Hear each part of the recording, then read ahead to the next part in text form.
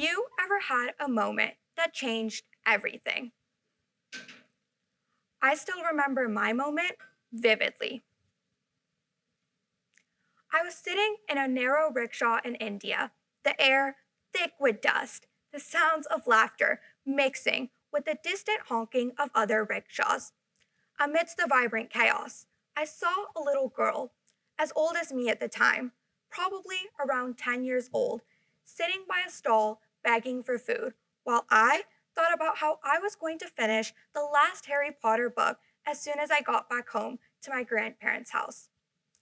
I wondered if she liked books.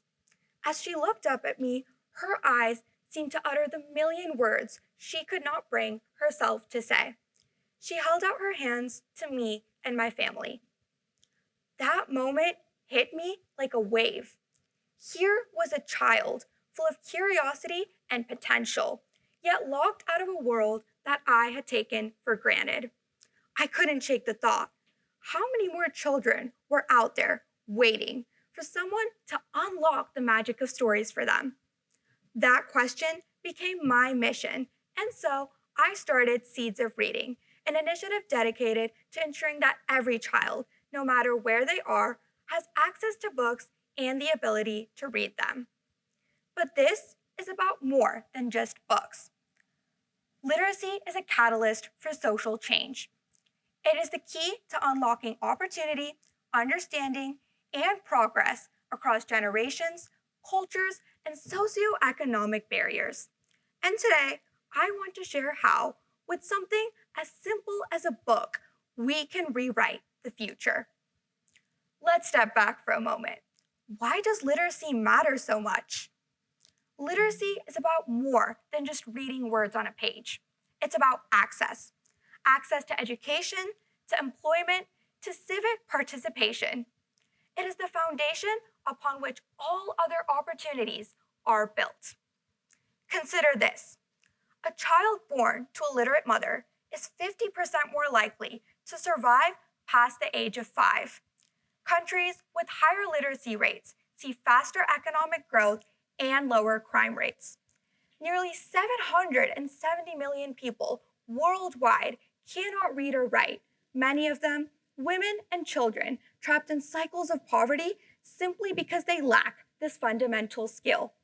That is roughly equivalent to the populations of the United States, Canada, and Mexico not being able to read or write. But let's move beyond statistics. I've seen firsthand how literacy changes lives. When a child learns how to read, it doesn't just change their life, it transforms their future. A book can be the difference between connection and isolation, between limitation and opportunity. Studies show that children who grow up around books achieve higher literacy levels, perform better in school, and even have greater career prospects. A study published in Research in Social Stratification and Mobility found that children who grow up in homes with at least 20 books attain, on average, 3 more years of schooling than those who don't, regardless of their parents' education level or income. And the impact of literacy doesn't just stop at academics. It shapes confidence and self-identity. The UK's National Literacy Trust found that children who enjoy reading and grow up around books are 4 times more likely to have high self-esteem and confidence than those who don't. And literacy isn't just personal. It has economic and societal consequences. The OECD's Survey of Adult Skills found that higher literacy levels correlate directly to higher income, greater job stability, and overall faster economic growth. When we ensure that children have access to books, whether that's through community efforts, storytelling initiatives, or simply by fostering a culture of reading, we set off a chain reaction. This idea of a ripple effect extends beyond individuals. Literacy is one of the most powerful tools for breaking generational poverty and creating equity across cultures and economies. Why? Because reading isn't just about understanding words, it's about understanding the world. When a child reads, they don't just gain knowledge, they gain understanding. They step into different perspectives. They walk in the shoes of people with different backgrounds, and they develop an understanding of cultures and struggles that they may never personally experience. Think about the books that shaped you. Maybe it was a novel that transported you to a different country, or it was a biography that inspired you to dream bigger. Books have the power to bridge the divide, not just between readers and words, but between people, communities, and nations. This is the heart of literacy. It doesn't just break barriers, it builds bridges. The theme of this event is stories beyond boundaries, and literacy is one of the most powerful tools for making that theme a reality. Imagine a world where every child has access to books, where language isn't a barrier but a gateway, where reading isn't a privilege but a right. Imagine how many futures could be rewritten, how many opportunities could be unlocked. That world is not a distant dream. It is within our reach.